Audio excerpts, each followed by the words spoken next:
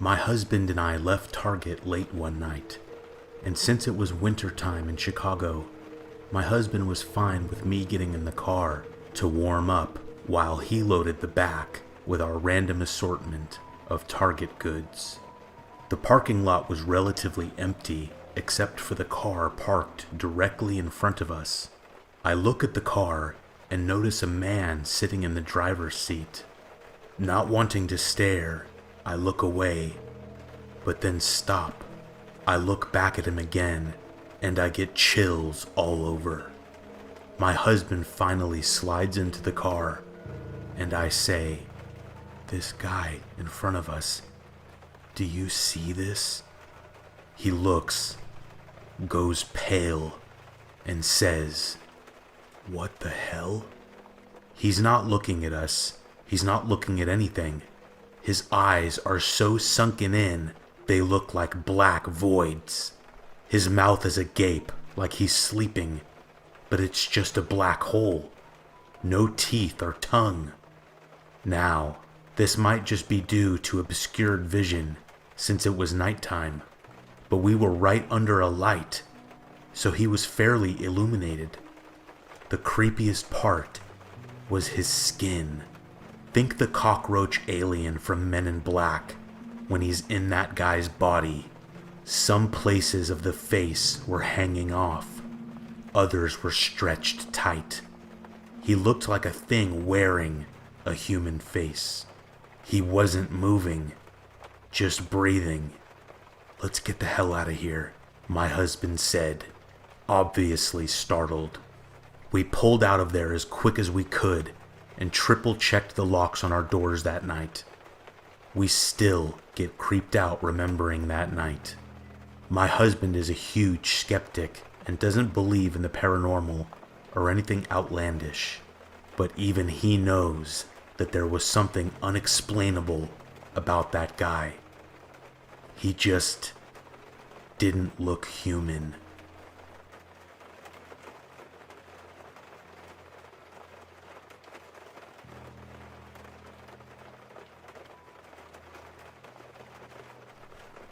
A notorious murderer in my city was actually a security guard at the company where I worked before he was identified and caught.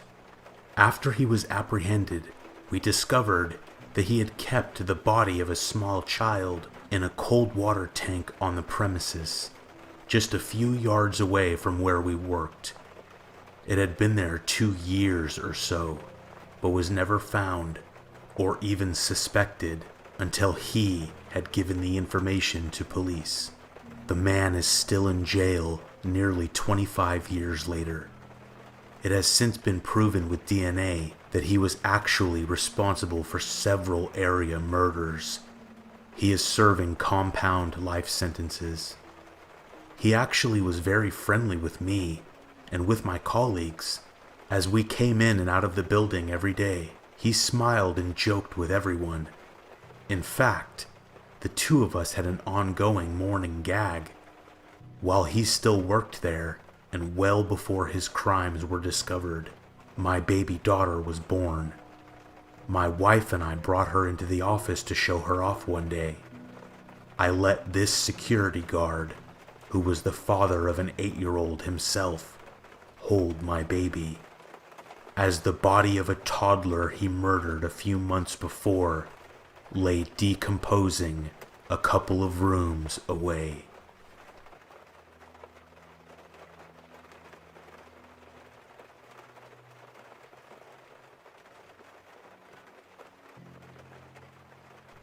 There used to be an old abandoned school in a town by my house. It was heavily boarded up and super hard to get into. A friend and I managed to get inside once by climbing up the side of the school via a pipe and a fire escape combo and slipping through a window on the roof. We explored the basement, which was flooded. It was really creepy seeing stairs that disappear into water. We had just left the gym when we heard footsteps coming from the doors on the other side of the gym. Scary, especially considering it sounded like it was one person. Not another group of explorers like us. Whoever it was blocking our exit back up to the roof. The only way out otherwise was behind us through boarded up doors. Whoever it was sounded like they were walking around and stopping periodically. There was no light coming from that direction, and we couldn't fathom why someone would come into a creepy place like this, alone. We waited for the footsteps to stop and then snuck across the gym, peered down the hallways, saw no one, and continued towards the stairs, which would lead us back to the roof. Halfway down the hall, we hear someone sprinting towards us from behind, probably 50 meters away or so, down a typical high school hallway. Now, it is mostly dark in here, but there was a small amount of light coming in through the cracks in the window boards. Still, we didn't see anything behind us as we quickly ran up the stairs. We didn't stop until we got back to the 4th floor. We listened for noise. Nothing. We hopped out the window and climbed back down the pipe.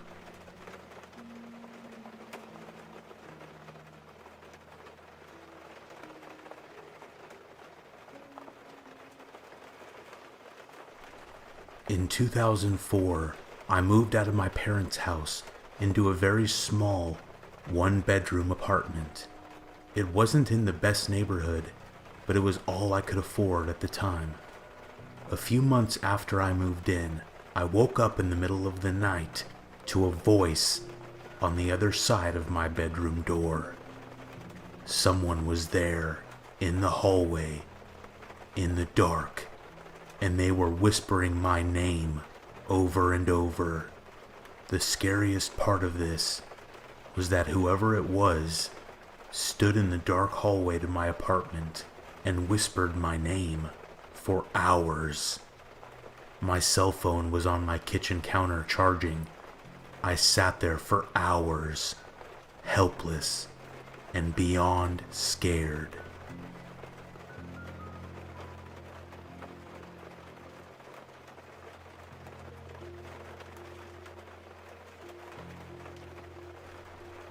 One night, when I was around 12 years old, something under my bed kept tugging on my sheets and eventually fully pulled them under my bed.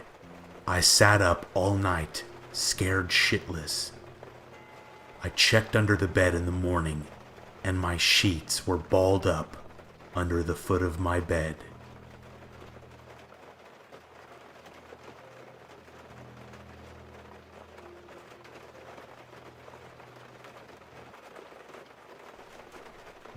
I live in Stuttgart and was walking across an open area that used to be a parade area, just kind of a wide open field. My head was down and I was looking at some of the leaves on the ground when off to my left I heard, "How are you doing?" I looked over, assuming I was going to see someone I knew, but it wasn't. When I looked over, I saw a small person about 4 feet tall. I say person because I still don't know if it was a man or a woman, child or adult. But more than anything, the clothes are what really threw me. The clothes looked as though they were made by someone who had never seen clothes before. That's the only way I can describe it. I answered, but I quickly looked away from the person. I started to walk away, but then I stopped. I thought to myself, you need to turn around and figure this out. Well, I turned around to an empty field. I have no idea where this person went, since I only walked a few steps. I have no idea what I saw, and actually thought that I had a full-on hallucination. Nothing like that has ever happened to me before, but it was definitely the oddest thing that's ever happened to me.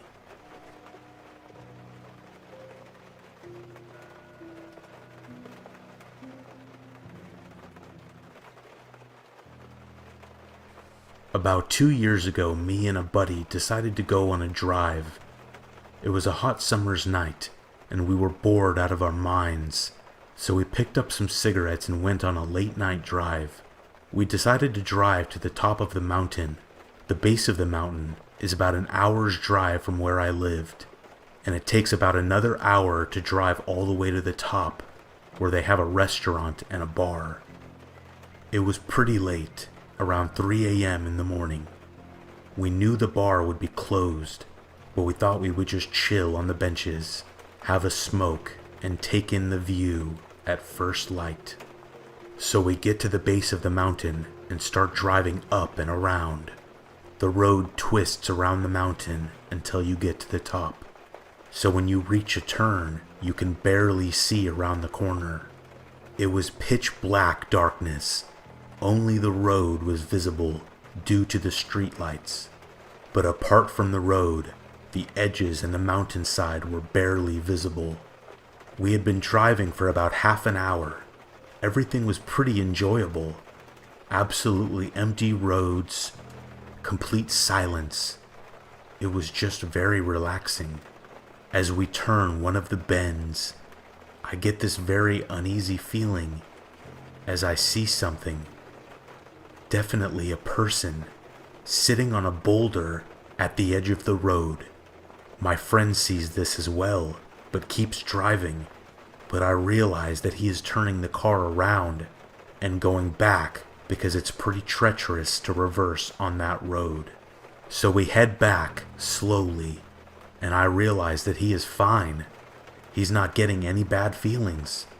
He is in a normal mood. So I convinced myself that I'm acting weird. We park the car opposite of this figure, the engine still running, and my friend calls out, hi there, are you okay?" I have to admit, I was still pretty scared, so I didn't say anything. No response. The figure then looks up in our direction, and we see that it's a woman wearing a plain white dress with very long, beautiful hair, but her face was 3 times the length of a normal person's face. Her eyes were completely blank, and she had a smile on her face. I swear, we both felt so fearful that we were completely paralyzed. We couldn't yell or even communicate, not even a single word. It felt like we couldn't move. I don't know how he found the courage to press the gas and get the hell out of there, but I do remember that when we got home, we had a very high fever, and we were both like that for a couple more days afterwards.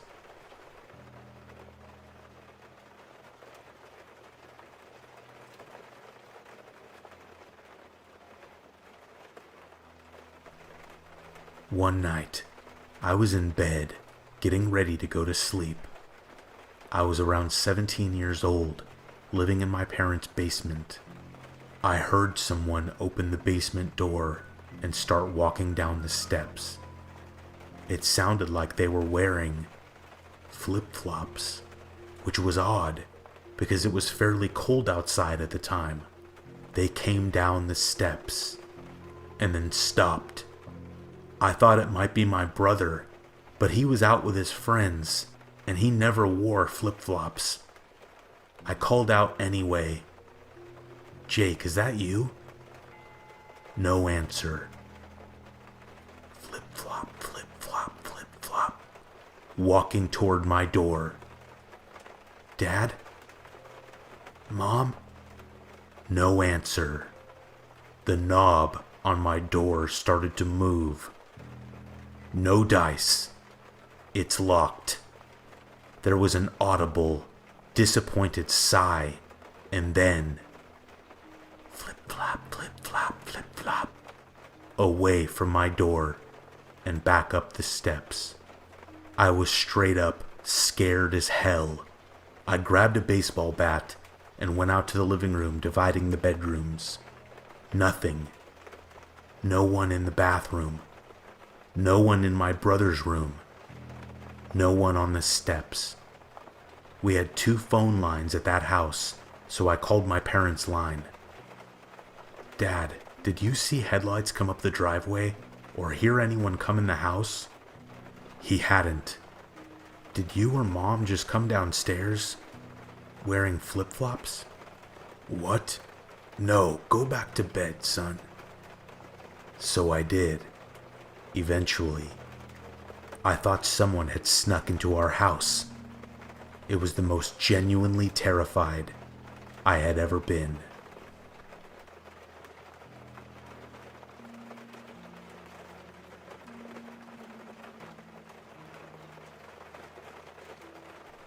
Following a trail through the snowy woods on a cold winter night, suddenly, the strong scent of a woman's perfume, just in one particular spot. I was past it before it really registered. That's odd, I thought. I stepped back. Yes, I could smell it. I took another step, and the smell was gone. When I stood in one particular spot, I could smell it, but one step either way, there was nothing, and the trail did not intersect with another. I stepped off the trail into the deep snow, and sure enough, no scent to the left or the right. The night was still. No wind. A chill went down my spine. By this time I was looking around to see if maybe someone was hurt off the trail, or even if there was a body nearby. I called out. No response. I called again, listening carefully, and I stood there, wondering what to do. And then I carried on, with my hair standing up on my neck, looking back over my shoulder. You know what? I just realized I had never looked up into the trees.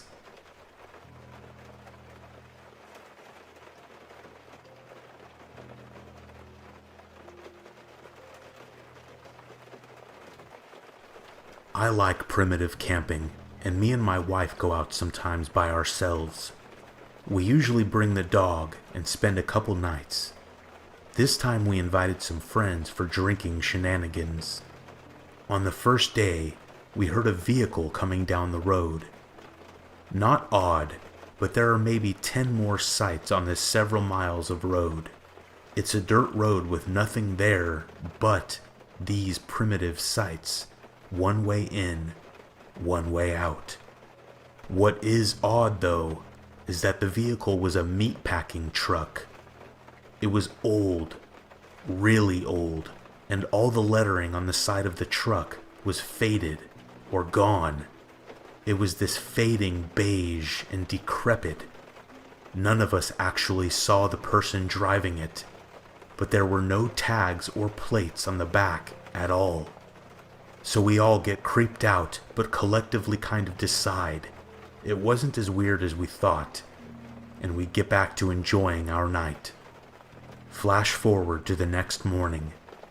My mom calls. She is panicking, freaking out.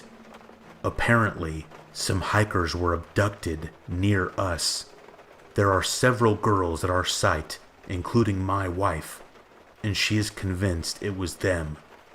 I wanted to know how near, so I pulled up my GPS and an article I found about it, with their last known locations. It was about a half a mile away from where we were. I legitimately don't remember what happened after that, but I'm scouring the news from those years, and it's hard to find an article. I want to say they found one of the girls tied to a tree. Apparently, there are quite a lot of people abducted and murdered on and near the parkway.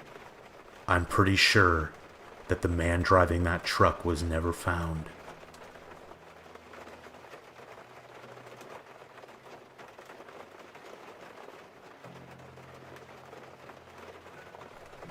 This past summer, I was working on a project monitoring amphibian larvae.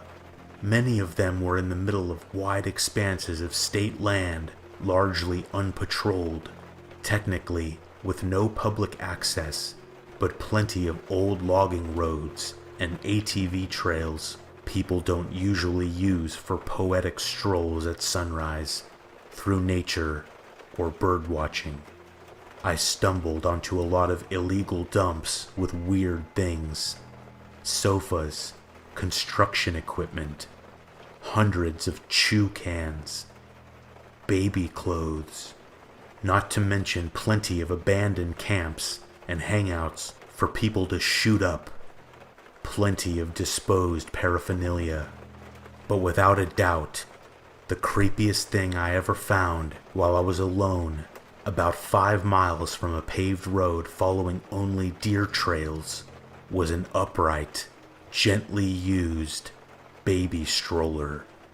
There were toys in the storage areas and a blanket still in the main area. I just stood there and stared at it, like at any moment something would step out of the woods at me.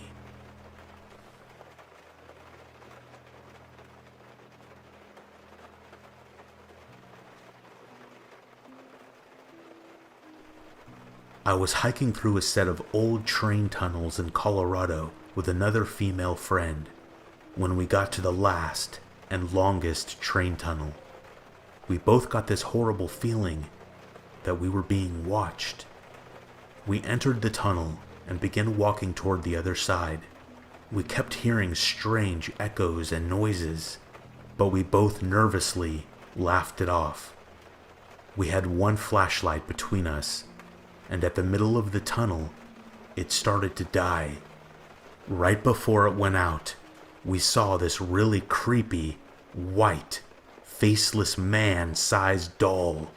It had been stabbed repeatedly in the face, and white stuffing was leaking out. We heard loud shuffling behind us. The light went out. We hauled ass and ran to the end of the tunnel. On the way back, we took an alternate route. Neither of us ever went back to that trail.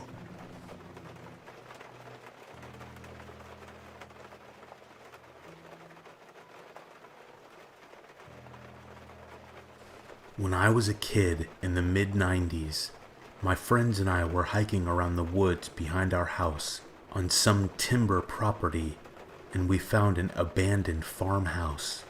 The weird thing was that the house had been left very suddenly.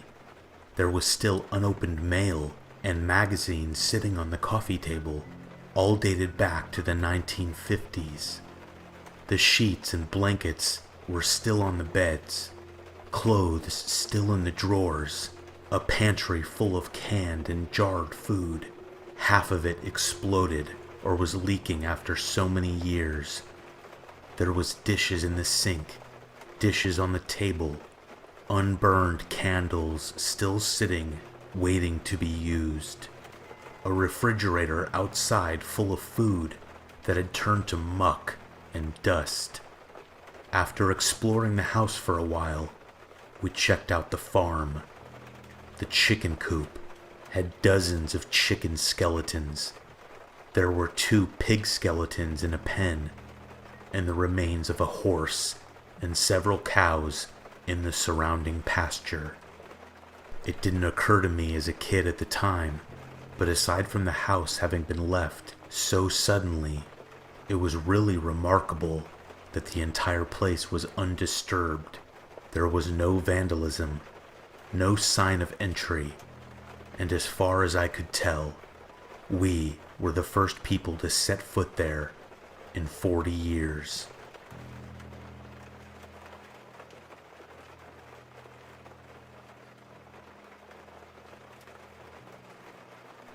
I watched security cameras for a transport company in Detroit. It was roughly 2 a.m. I'm watching the cameras and notice a woman in a nightgown standing at the end of the driveway. The facility is fenced and gated.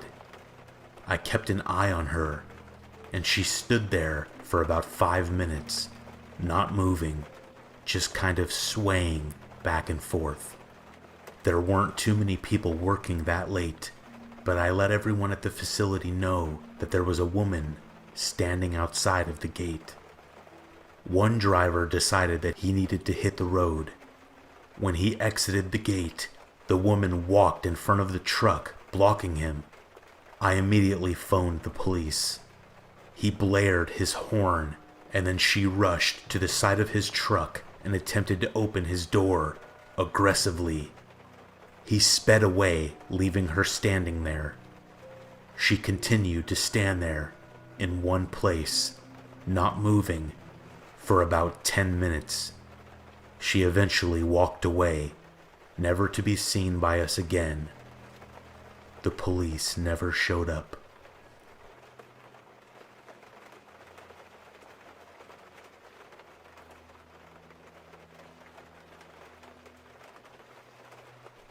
My work has me walking and running around the whole plant all shift. We usually cover around 12 to 16 kilometers on a good day. Combine this with Ontario's negative 30 degrees Celsius winters, and a deadly crosswind caused by open shipping doors makes for a pretty rough shift. I was close to death 4 hours into my shift, so my coworker told me that she'd cover me while I went and took a quick nap in my car. I parked in the assembly plant's parking lot across the street from ours so the supervisor couldn't see me.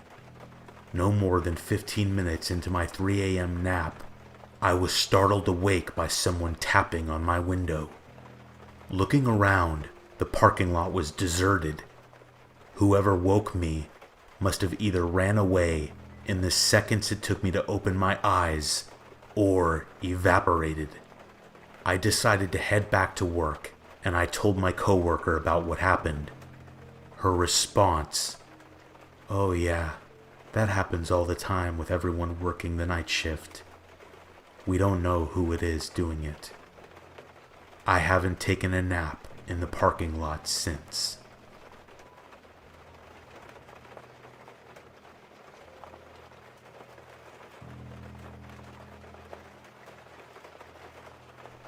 I pulled over for a break on the way to Melbourne from Sydney at a truck stop. There were no streetlights or anything. It was pitch black. No other trucks or cars at this stop. I turned off my lights. I switched the truck off. I pulled the curtains. I lock the truck from both sides and jump into bed. I set my alarm and set my phone above me in the compartment. I was rolling over from side to side for about 15 to 10 minutes. I couldn't get to sleep due to it being prime summer temperatures. I'm looking up at the ceiling, mentally planning out the day ahead. Suddenly, the passenger side door opens up slightly and the cabin light turns on. What the hell?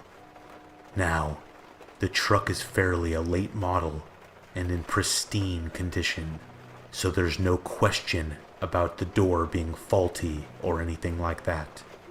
I sat there for what felt like an eternity, expecting someone to come up and see me sitting there with the solid rod in my hand that we use for tightening belts. No one came up, nor was there any noise at all. Just quiet, eerie silence. I grabbed my torch and jumped down and walked around the truck.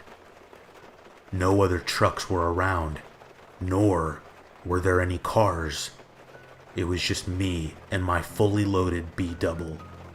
After around 5 to 10 minutes of getting messed with, I locked up and went to bed again. I left before the sun came up.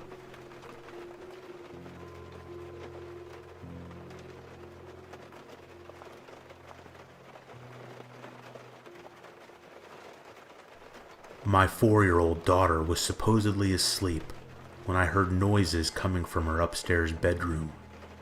I tried to listen, but could not make out what was being said. I approached the room, and she stopped talking. Thinking I alarmed her, I went into the room. At the time, she was sharing it with her 3-year-old sister. I walked in and saw the 4-year-old sitting up in bed. I smiled and said, "Is everything okay?" She said, "Fine," but her sister said they were keeping her up. I asked who. My 4-year-old said, "Sorry, but that she was talking." When I asked her who was talking, my 3-year-old sat up and said, "The girl in the window. She said you were coming." I asked who the girl was, and they both said a girl comes and stands in front of the window at night and talks to them. Not knowing what to say, I said okay, and tucked them in and hung around outside their door. The next day, I asked about the girl. They said she came back, but was mad. I waited a few days, and then asked again. My 4-year-old said that the girl in the window was still mad. I forgot about it for about a week, and then my wife said, "Who were the girls talking to upstairs?" Freaked out, I ran upstairs, and both girls were sitting under the window, looking up. They turned and looked at me and asked if I wanted to meet the girl. When they turned around, disappointed, they said the girl had left. It has been about 5 years since, and I have not heard about the girl in the window ever again.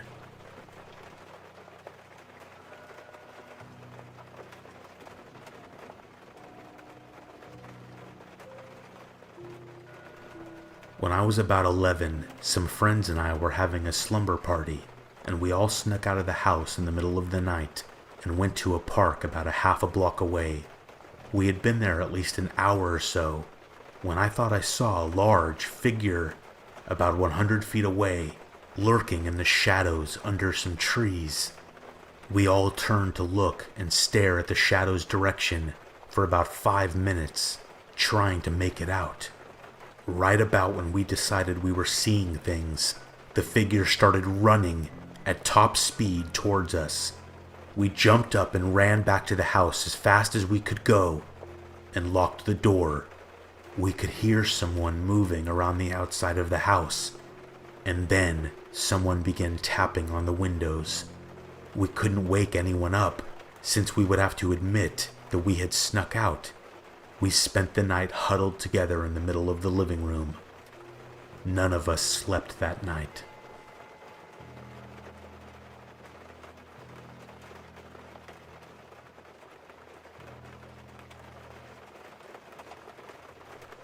When my cousin was around 7 years old, his room was in the basement. The basement level was half underground and half above ground. His room had a window, and his bed was right next to the window. One night, out of the blue, he wakes up and opens his eyes, and there's a man crouched right outside the window staring at him. He didn't know what to do, so he just froze for a second, and then turned over in bed and turned his back to the guy, and eventually fell asleep. Why he didn't run screaming to his parents' room is something that I will never understand. This went on for a while. On random nights the stranger would come and stare at him through the window. Sometimes he would actually tap on the glass with his finger. On the opposite wall of the window was a mirror, so one night when my cousin noticed the stranger was there and he turned over in bed so as to not have to look at the guy, the stranger shined a flashlight and bounced the beam of light into the mirror to illuminate my cousin's face, as if to say, "I can see you." But the worst part was this. One night the stranger finally got bold and began to push on the window to see if it would open, but luckily the window was locked. To this day, my cousin has no idea who the guy was, or what he wanted, or what he would have done had the window been unlocked that night.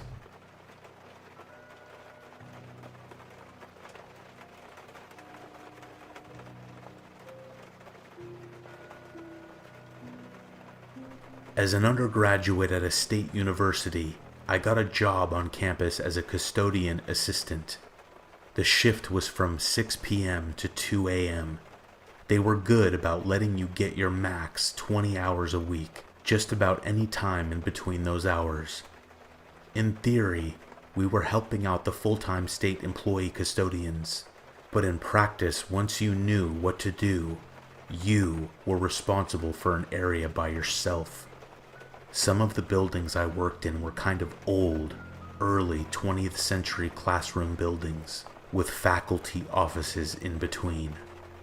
One building had a nice little movie theater dedicated to silent film legend Lillian Gish, who was born nearby. I think film classes would meet there. In the lobby were stills and posters from Lillian Gish's movies. I had to go there, pick up, and vacuum one night a week. In the quiet, dark theater at midnight, with no one else in the building, the old-timey movie stills and posters of the actors wearing the ghoulish Carnival of Souls pancake makeup kind of creeped me out. No big deal, just felt a little unnerved with the freaky eyes of the now dead actors looking at me. I graduated and a year later returned for graduate school. During the summer semester, I got my old job back, and one night I got assigned to clean the building with the theater. Later in the evening, I go to clean the theater. I unlocked the door and saw some of the posters and stills on one wall, in the light streaming in through the open doorway. No big deal, just a little creepy. I flipped the switch for the lobby lights and just about had a heart attack when I saw Lillian Gish standing a few feet away from me. It turns out they added a new exhibit while I was away, an incredibly realistic, life-sized wax statue of 90-year-old Lillian Gish. For half a second, I didn't know who was there in the dark or whose embalmed corpse was standing in front of me.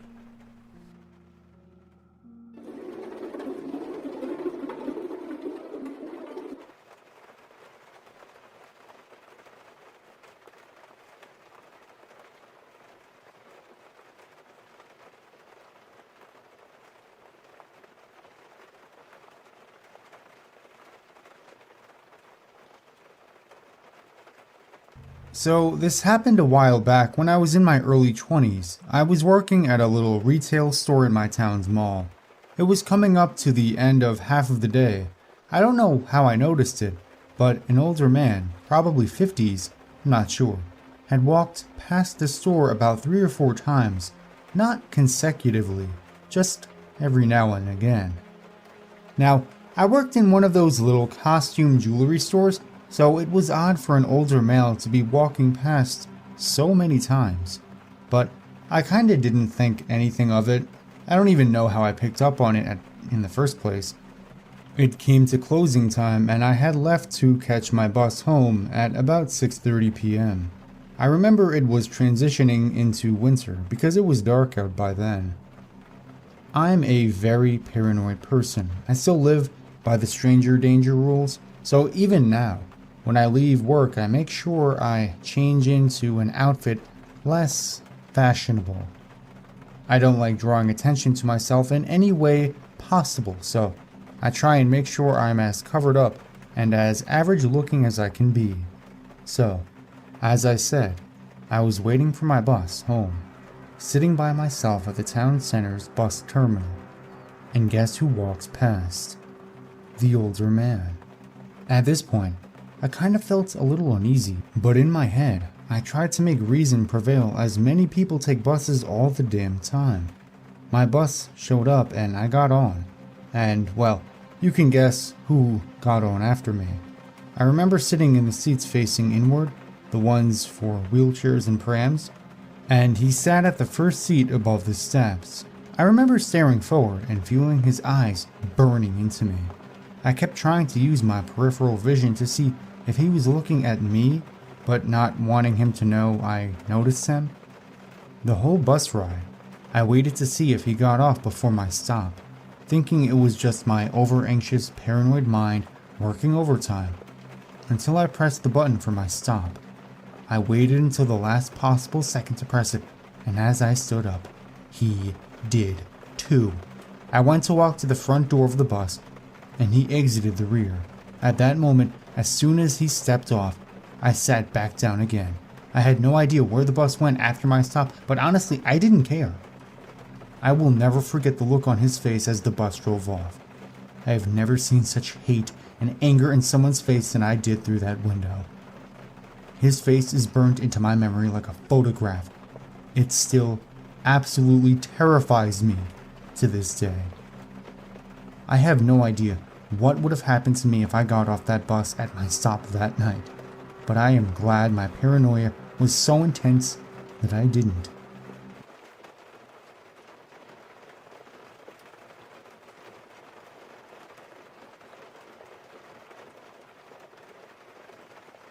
In college, I worked security for extra money. One of my regular assignments was the overnight shift at a metal fabrication factory. One of the primary reasons I was there was to ensure that no one broke in to steal all the valuable metal that was stocked on site, which was an occasional problem. That, in turn, involved checking the perimeter fence for damage at least once a shift. That couldn't be done effectively by camera. It instead required physically walking to the fence. So, it was that one night I was walking the perimeter fence in the middle of a thunderstorm. My attention was on the beam of my flashlight illuminating the fence as I walked past.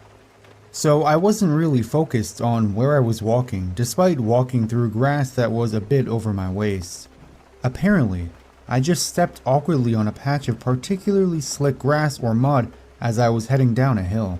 But before I knew what was happening, I had slid feet first into an open storm sewer.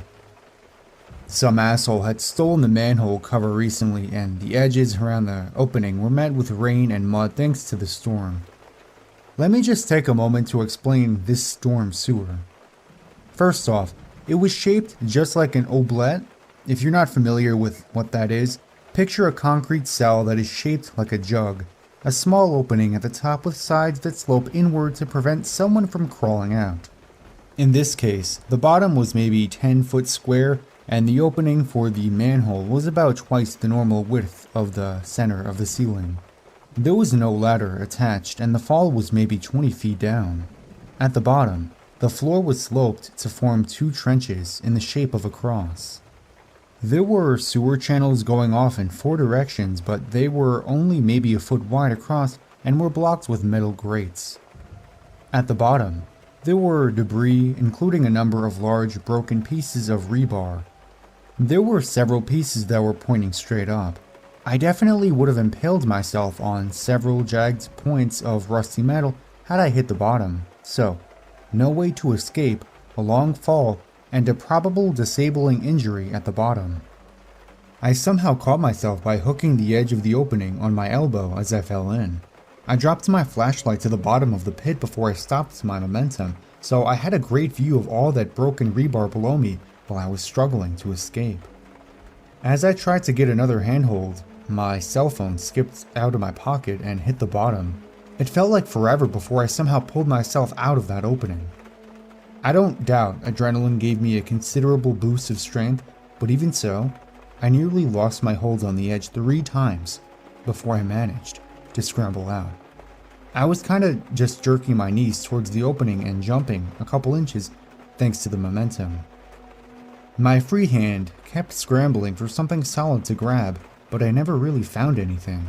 I'm honestly not sure how exactly I pulled myself out just using the surface tension between the mud and concrete and my hands and forearm.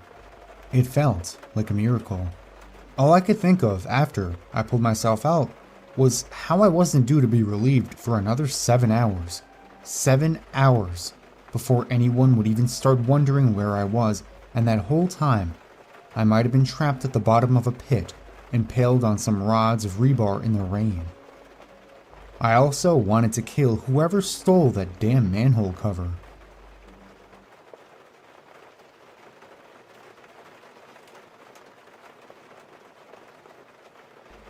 We moved into a new house a few months ago. As we were in the process of purchasing the house, the renter who was living in it died unexpectedly of natural causes in his mid-40s. He died right in the middle of the living room. Shortly after, we move into the house, and almost immediately, our 2-year-old daughter starts talking about the ghost that lives in the house. Now let's be real here. She's 2, and 2-year-olds are very impressionable. Halloween had recently passed, and she had this Halloween-themed picture book that she loved to read, so it's entirely possible that all this talk of ghosts was just coming from looking through a book on a regular basis. Still, she was always telling me that the ghost was in her playhouse in the basement, or that the ghost was on the stairs, or that the ghost was standing in the corner. She never seemed to be afraid of the ghost, and considered him to be a friend. So, I wasn't all that concerned, even if there really was a ghost haunting our house. If he's a nice and helpful ghost, it could certainly be a lot worse.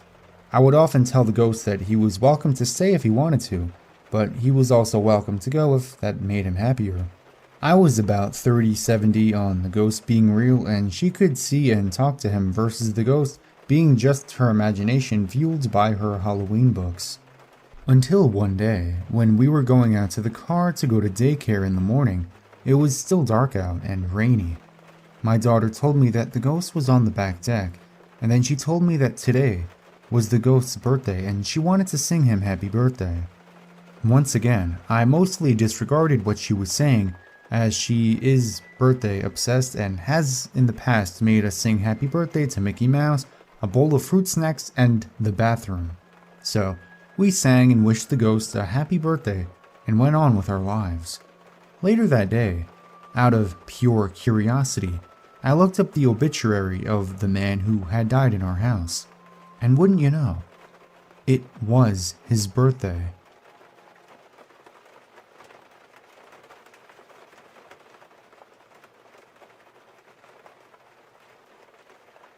A very strange thing happened to my uncle 30-something years ago in a small Colombian town called Oroc. As told by my mother, it's an unbelievable story to the point that I really doubt its occurrence. This uncle, like many of my other uncles, was a doctor. At the time, he was the equivalent of a general practitioner, although he later became a pediatrician. He was young at the time, and was just 3 years out of medical school. Like many young doctors, he was always eager to prove himself, often at the risk of his own health. This was one of those occasions. After being forced by my grandmother to take a much-needed 2-week vacation, he developed a fever. He, being the cocky young man that he was, refused to admit he was sick until he literally fainted while attending a patient. He ends up being hospitalized for 3 or 4 days, at which point it seemed he would die. My grandmother, aunt, and mother all traveled to the hospital, which was pretty far away. They took up residence in a nearby hotel. Eventually, my grandmother decides that her son spends his last days with them in the hotel under the care of a nurse. My uncle's quite delirious at this point, so a priest comes, gives him the last rites, and the waiting begins. About a week after the fainting, some of my uncle's colleagues visit him to say their last goodbyes. One of them tells my mother of an unorthodox last-ditch solution: bring in a medium. Here's where things get really weird. This medium was a middle-aged woman who supposedly could channel the spirit of a famous Venezuelan doctor and saint named José Gregorio Hernández, who died in 1919. There were certain things she would need to summon the saint, including a stipulation to leave her alone with the patient, a notepad with a pen, and certain local plants, which were to be collected by her assistant. My grandmother and her daughters were desperate at this point, so they agreed. They leave the medium alone and wait outside for a few hours until the woman emerges. My mother claims that she would hear the voice of an older man murmuring from the inside of the room. The medium comes out and gives them a notepad with a set of instructions. The instructions were for what I suppose could be called a herbal potion. She took no money, and left after eating a nice meal paid for by my family. Meanwhile, her assistant prepared the potion, which was to be given to my uncle every 4 hours. Although it took another week, my uncle eventually recovered for the most part, only losing sight in his left eye. He was fired from the hospital he worked at for working with a fever, at which point he left for the capital, Bogota, and began his specialization in pediatric medicine. His brothers, at this point already established doctors, helped him find a new job despite his incredibly irresponsible actions. He retired a few years ago. Is this story true? I have no clue, as I didn't even exist. Even as a child, this story seemed extremely unlikely, but there was always something in the way my mom told it that always creeped me out. Like I said before, it's an unbelievable story, the type of story that you'd start laughing at if you saw it on a late-night television show. This is something my mother has told me a few times since I was a child, and consistently as well. Did she make it up? Maybe, but I sure as hell didn't.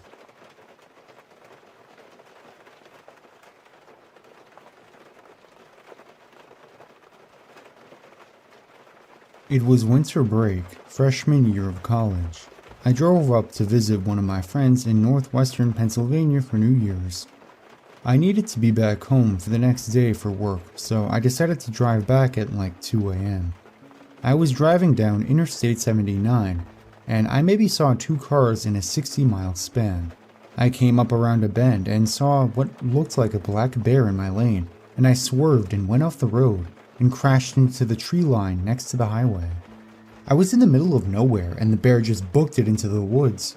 My car was absolutely totaled and I knew I wasn't going to see any cars for hours to help me out. I called 911 and they said they would come in like 20 minutes. I got out of the car and stood up on the shoulder of the highway and waited. After about 5 minutes, I heard some rustling in the bushes and there it was, the bear. Turns out, when I went off the road, I hit a cub and Mama Bear was pissed as hell. I booked it over to the back of the car and hopped in the trunk.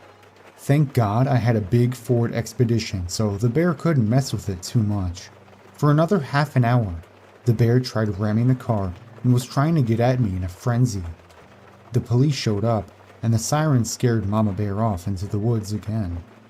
It was the most terrifying experience of my life.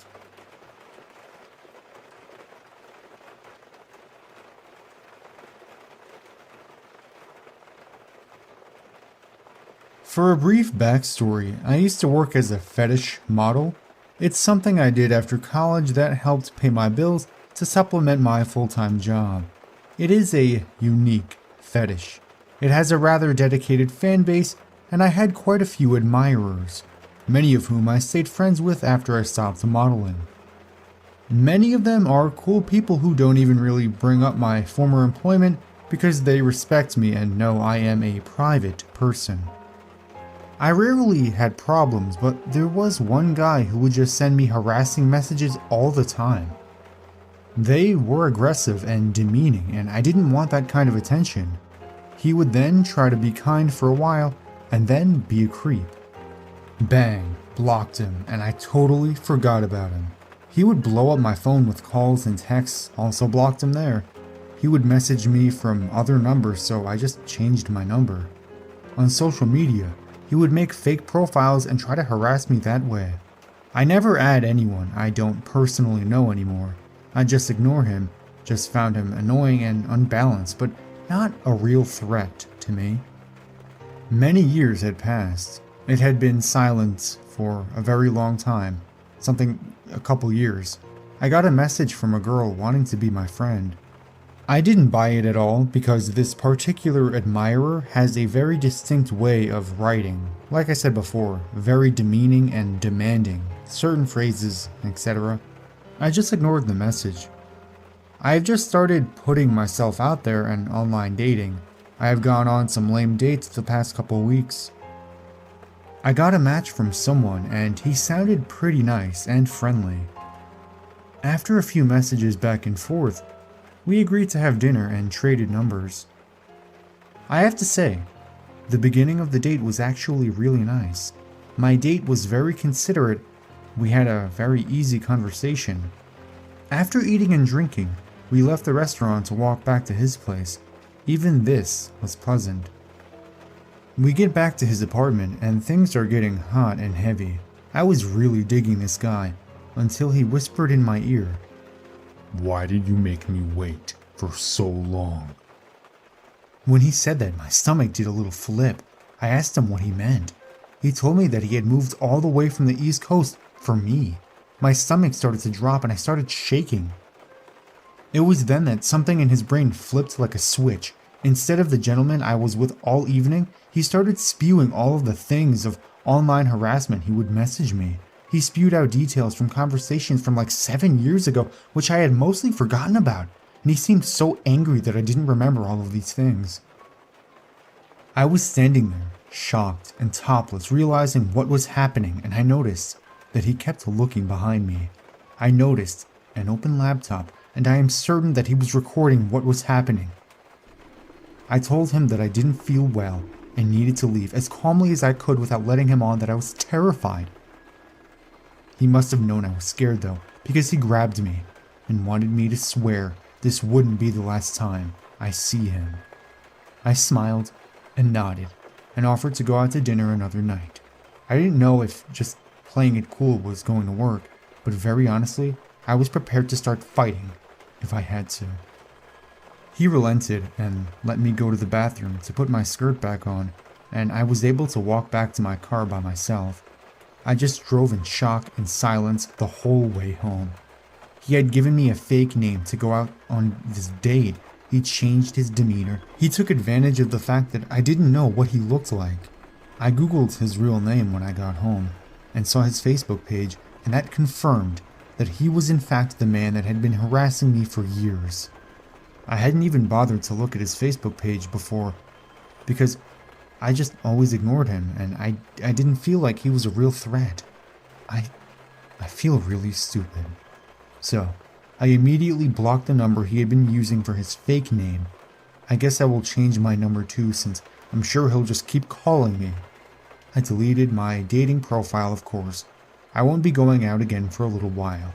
I'm of course going to the police to at least put this guy on their radar. Luckily for me, I didn't mention where I worked specifically, and I didn't mention where I lived specifically either, so I feel pretty good about that. Now that I know what he looks like, I can at least be aware. I feel horrified and stupid that I let myself be so vulnerable. I will say, I am certainly paying attention now.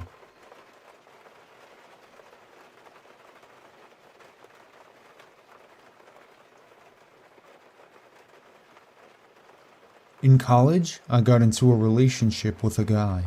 He was fine until he found Jesus.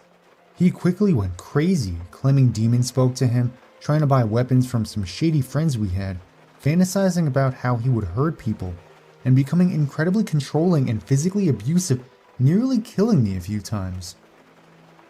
Needless to say, I got out of that relationship. After a few threats and really crazy behaviors, he left me alone for a while, and I thought that was that. I was heading to my dorm after a meeting one night when I decided to pass it and go to the student union, which was right down the street, to get some ice cream. As I passed the dorm, I heard footsteps behind me. I turned around and I thought I saw someone in a white shirt duck behind a signboard. I kept walking, listening carefully. I heard something move and whipped around again. There, a person his size, staring at me from behind a tree. I couldn't see very well, but it really looked like him. I was mildly freaked out by then, but I just walked a little faster. I'd hear the occasional footsteps and breathing behind me, but I didn't dare to stop or let on that I knew someone, probably him, was there. I knew he owned a gun and would likely put a bullet into me given the chance he was that psycho and upset that I dared to break up with him. I walked all the way to the union and got some ice cream and just sat there in the store eating, unwilling to go back out into the unlit street in case it was my crazy, armed ex. I still hadn't mustered the nerve to head back when my phone buzzed. My heart just about fell out of my chest when I saw the message. It was some of my friends, a sweet couple.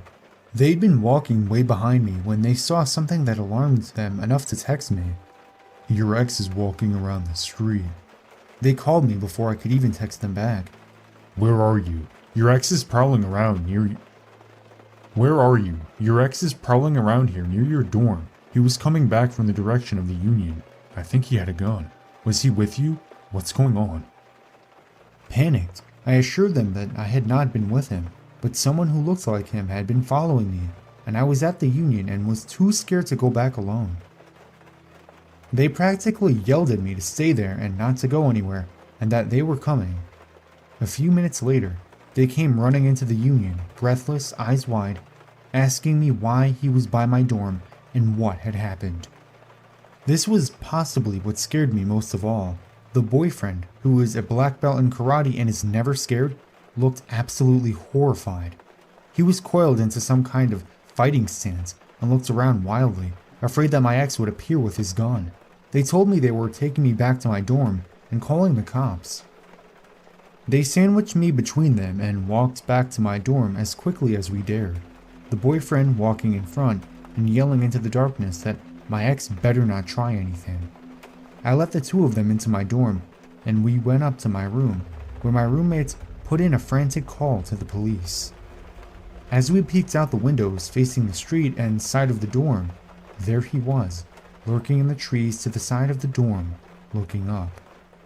A streetlight reflected something in his hand, something shiny. I saw him tug at the .22 I realized he was carrying and look up. We locked eyes, and I saw something, this kind of rage in his eyes that it froze me. In that moment, I knew he really was out to kill me, and my friends and I had foiled him this time. He quickly turned and ran away through the trees. We didn't know whether he would come back and try to break in or something, so we called the police again, and lo and behold, sirens within minutes and officers with guns drawn combing the area. They caught him a few hours later, still with the .22 in hand.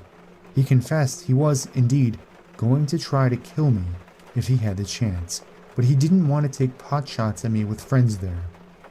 Apparently, since I had broken up with him, I was given over to Satan and he had to take duty to make sure I died and went to hell. Of course, he went to jail and later to a mental hospital, and I moved out of the dorm a week later. I just couldn't live with the thought that he could break out and come after me again. I got some cop friends to keep an eye on my roommates until they could move out too. I was never really the same after that. I was afraid and paranoid for years and years. Now, I can be out and about without any fear, but I still have nightmares about him, staring up at me through the trees, gun in hand, and rage in his eyes.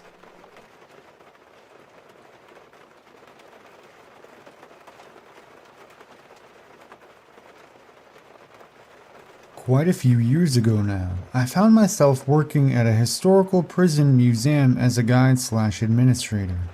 This place was one of the oldest buildings in town, and had quite the reputation amongst ghost hunters, so it was always spooky working there.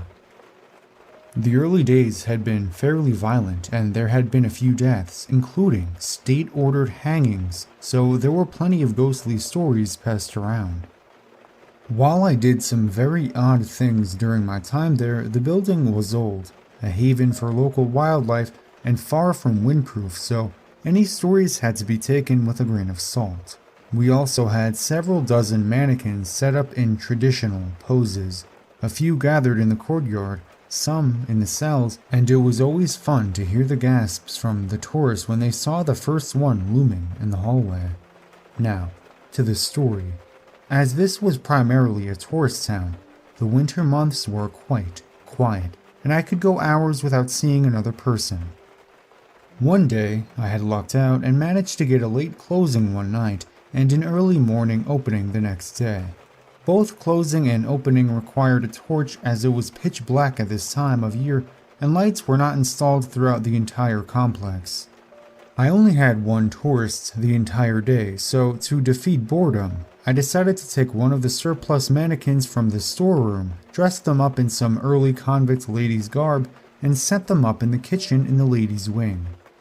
I decided I would set them up facing away from the door, holding a bowl in one arm and an egg beater in the other. I made sure everything was very sturdy and closed the kitchen up for the night.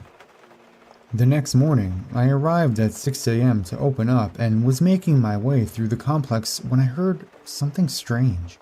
The room I was in shared a wall with the kitchen's, and there was an odd scraping noise coming from the other side of the wall. As I stood there listening in the dark, it stopped, started again, then intensified, accompanied by a tapping noise. A little freaked out, I continued around the building, making my way slowly towards the kitchen. As I stood outside the door, I could hear this irregular noise quite clearly and decided to use the sliding hatch on the door to look into the room first. The mannequin was moving. Not just moving slightly, but quite visibly tapping one foot up and down as it slowly turned the egg beater, its arm raising and lowering. As my eyes adjusted to the dark, my brain started to process what I was seeing.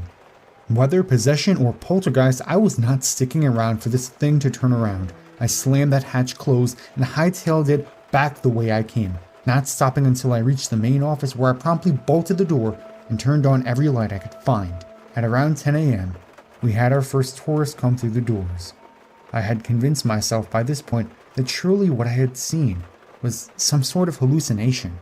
I must have heard the building settling and my brain filled in the rest. It was dark after all. Knowing I would have to open the kitchen for the tourists to pass through, I hung the "back in 5 minutes" sign on the front desk and snuck quietly towards the kitchen door. I slowly opened the hatch and peered in to see the mannequin standing in the same position that I had left it, not moving. With everything back to normal, I breathed a very deep sigh of relief and opened the door. The second I opened the door, the mannequin began to mix the egg beater, frantically tapping its foot. I've never been more terrified than at that moment. It was broad daylight. I couldn't convince myself nothing was happening this time. It was happening right in front of me. I was alone in a museum with a possessed mannequin, and I was the only authority figure with an innocent member of the public soon to be coming through this very room. What the hell was I supposed to do in this situation? I remember thinking, it's only plaster and paper mache. Just kill it. Smash it quickly, run like hell, and never come back. As I picked up a meat mallet and walked extremely hesitantly towards the thing, as I got closer, it began moving quicker until I picked up the meat mallet and walked extremely hesitantly toward the thing. As I got closer, it began moving quicker until I was within reaching distance. Fully expecting this thing to turn around and bury the egg beater in my chest, I grabbed a hold of its arm, only to have the mannequin erupt into a terrible, croaking, hissing noise. I nearly crapped myself at this point, but something about the hissing sounded surprisingly familiar. Gaining some composure, I looked into the bowl the mannequin was holding in its other arm. Looking up at me, with its head stuck firmly between the beater, was a king skink, about 40 centimeters long. I took my hand off the mannequin's arm, and the skink began to run. Stuck as it was, it ran around the circles in the bottom of the bowl, which turned the beater attached to the mannequin's arm, which proceeded to move up and down and caused the whole thing to vibrate, tapping its foot on the ground. 5 minutes later, I was letting the poor guy go to the courtyard while still giggling hysterically to myself by the end of the day that mannequin was packed up and back in storage, just in case.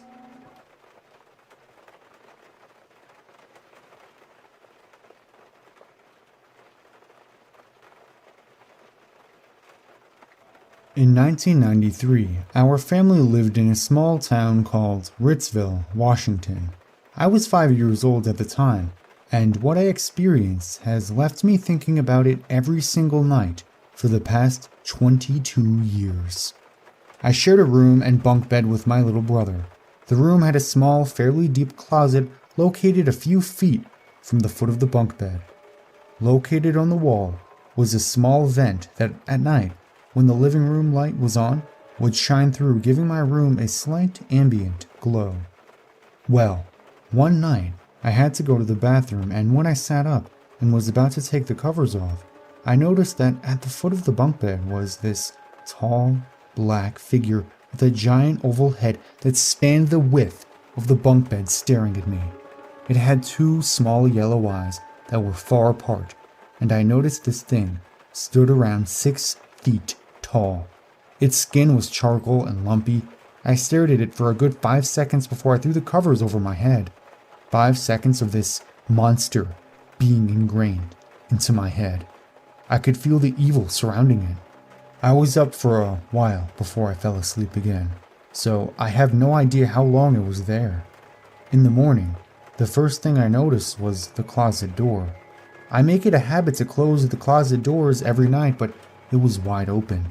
My mom was the first to know about it, and you know how most parents kind of wave off their kids' experiences as bad dreams? She didn't. She knew I saw something because they've seen things. I had nightmares for weeks after seeing it. In my dreams, this being picked me up and started torturing me. I haven't seen it since, and I never want to see it again.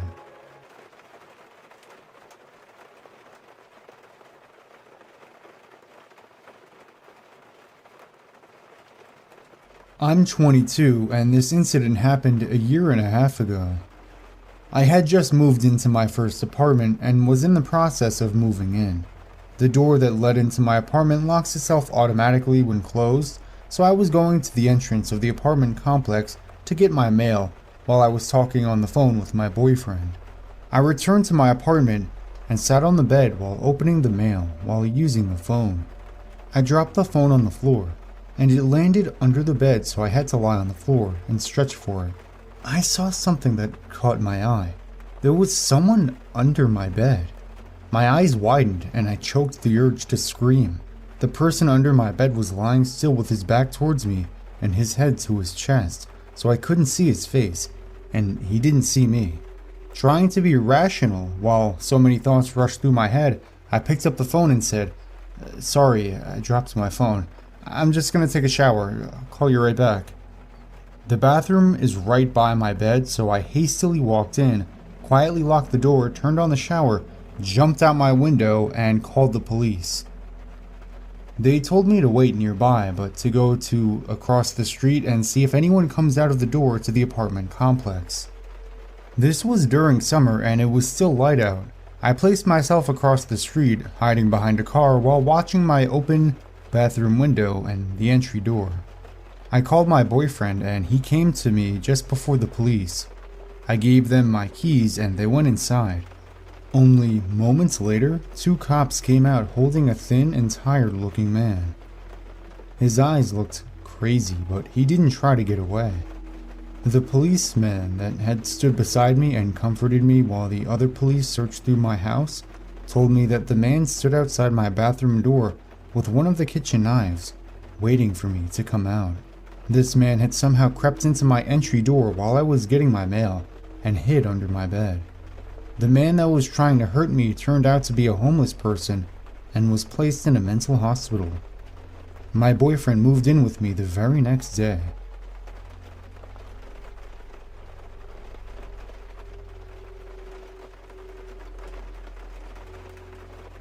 This happened 6 or 7 years ago when I was around 13 and still in school. Walking home one day, going through town, the weather was unbearable. Not like that nice sunny vibe sort of warmth, but the horrible bastard heat blanket type that suffocates you. Anyway, I took off some of my school uniform, which consisted of a heavy wool blazer, long sleeve gray jumper and tie. This was a mandatory outfit living in Ireland and going to grammar school. Heavy ass coats that people have been wearing since 1667 when the shit first opened. With just a short-sleeved shirt on, I headed on my merry way when this old man beckoned me to come over from across the street. He was about 60 or 70 years old, from memory, with a little driving cap and leather jacket on. Now, this is something that has landed me in trouble before. I cannot simply turn down a conversation. Regardless of when the local junkies approach, or clear red flag scenarios unfold, I always entertain the thing unintentionally. So, I walk over to this dude thinking, hey, maybe he just needs directions? First thing he asks is, "Do you want some sweets?" And offered a Terry's chocolate orange. When I reached out to take a piece, he just held my hand, like straight up staring into my eyes, and held my hand. Rubbing it slowly, he then asked, "Would you like to come back to my house for a cup of tea? Surely you must be tired and thirsty." Now, I know the sensible thing to do here was call for an adult, seeing as there were hundreds around. Belfast is a busy place. There are also police that often patrol the street. All I had to do was shout or make a scene. Instead, what came out of my mouth was, "Nah, dude." Without any resistance, I released myself from his grip, took another piece of chocolate orange, and walked back over to my bus stop. Looking over my shoulder, he just stared back at me, mouth open, and after a few seconds hurried off around the corner. I realize now that the smart thing to do was to report him, seeing as this could have happened to anybody else my age, and the man could still be out there. This is the first time I've ever told this story, so nobody else even knows. Although the immediate danger wasn't there, I think the implication warrants a mention.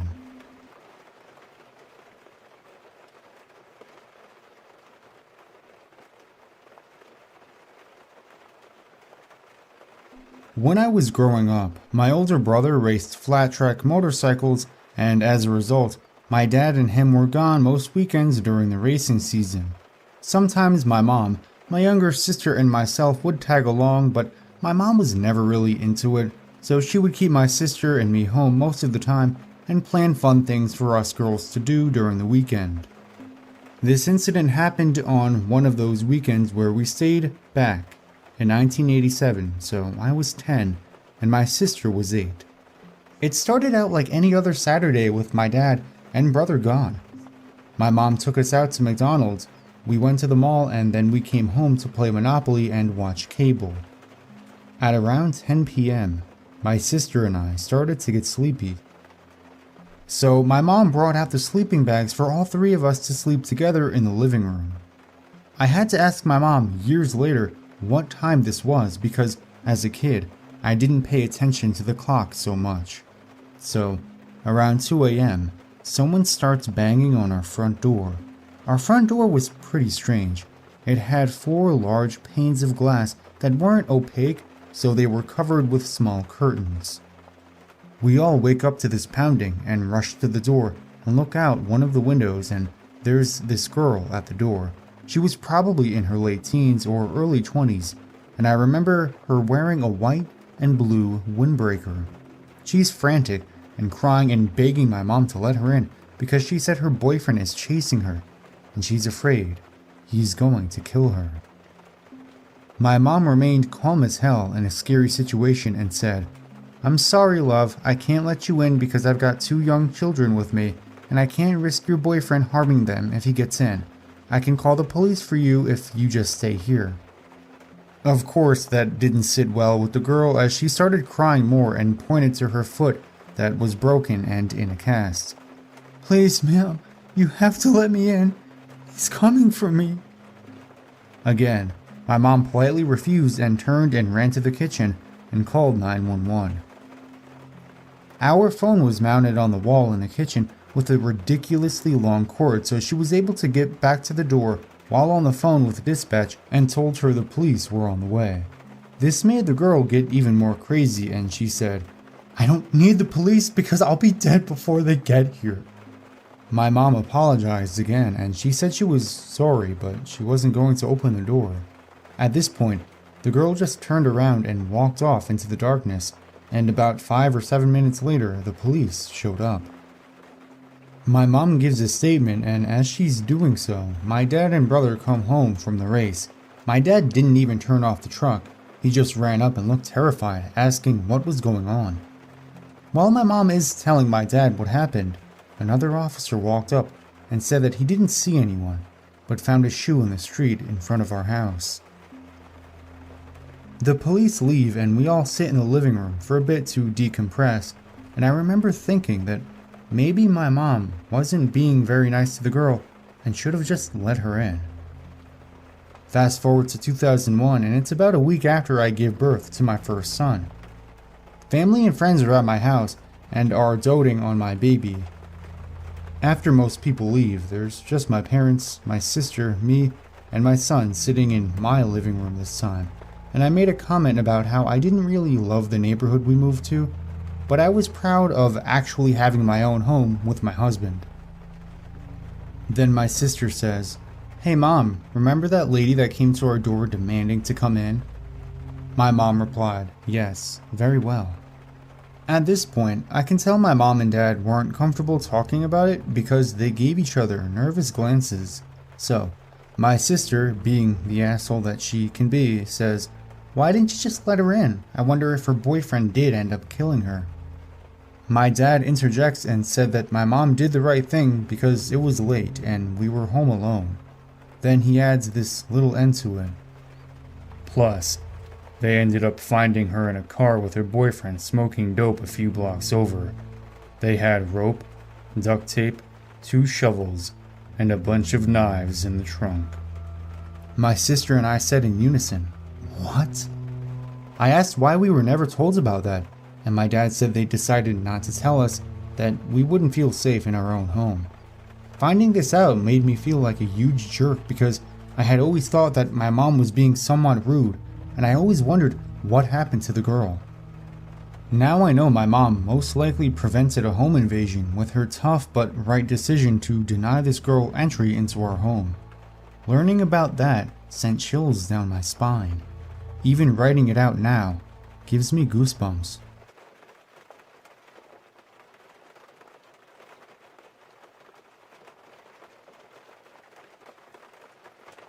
This happened last summer. We have an old Mercury Grand Marquis that my dad had wanted to buy for years.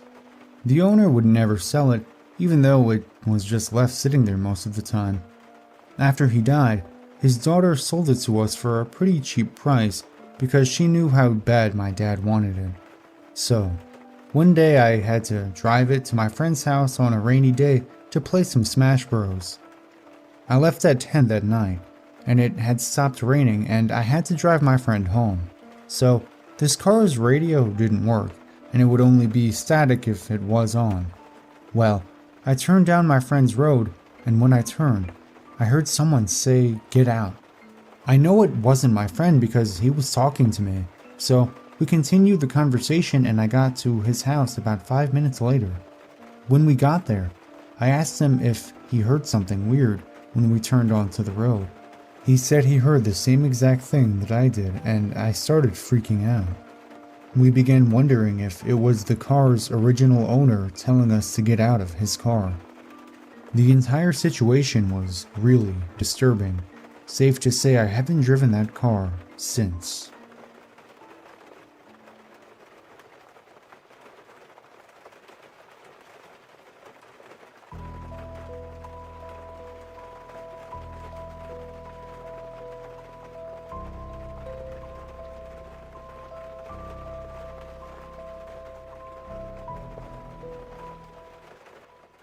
My friends and I were going to a party a few hours out of town, so we decided to stay at her family's vacation house about an hour south of the party.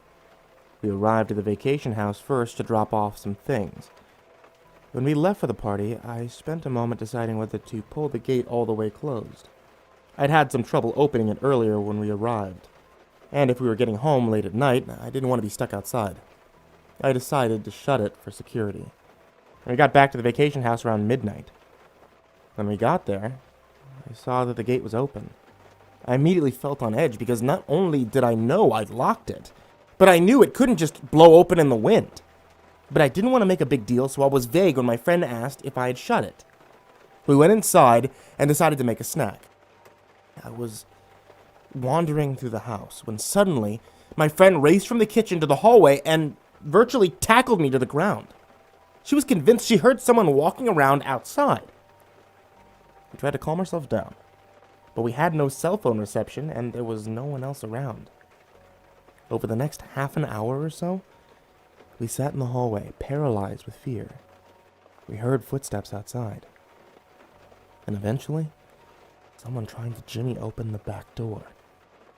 We decided that we had to leave, so we gathered our things and got ready to make a break for the car. And just as we were at the front door ready to leave, there was a huge bang in the backyard, and suddenly, we heard what sounded like hundreds of birds screaming.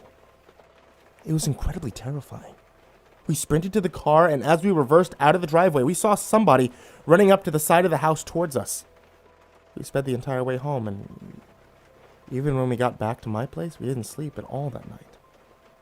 We talked about it many times, and neither of us have ever heard a blood-curdling sound like the one we heard in the back of the vacation house that night.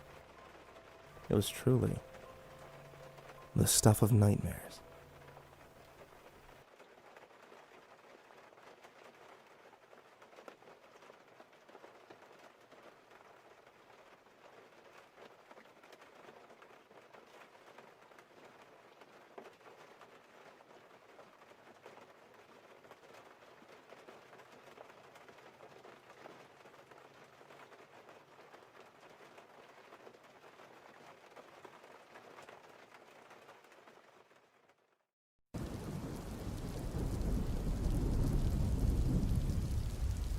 Hello to you, dear person reading this story.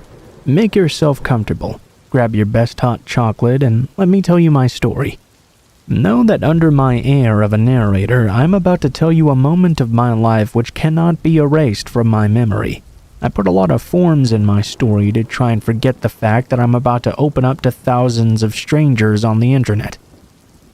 A very complicated exercise for me. First of all, my presence here comes from the fact that for months, I watched the Let's Not Meet stories, and each time the idea came to me to post here without really having the courage to. Probably for fear of being judged, because of the fear that the person concerned might recognize me, or because of the fear that my story just might not be creepy enough. Small disclaimer. The story that will follow happened 3 years ago now. It's possible that my version is slightly altered, even if I try to be as faithful as possible. I blame my bad memory. Also, I'm French, so pardon any mistakes. Now that you have all the basics, let's get right to the story. I'm currently 19 years old, and this story took place when I was 15 in 11th grade. You should know that in life, I'm a very introverted person. Don't have very much self-confidence.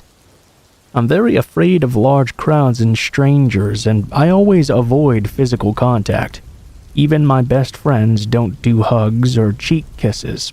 For those who don't know, in France, that's how you greet your family or closest friends. At that time, my parents forbade me from using social networks to preserve my innocence. So at the start of high school, I created a Discord account. In my 11th grade, I joined a Discord server full of very nice people. Little by little, I became friends with one of the administrators, and we very quickly became quite close.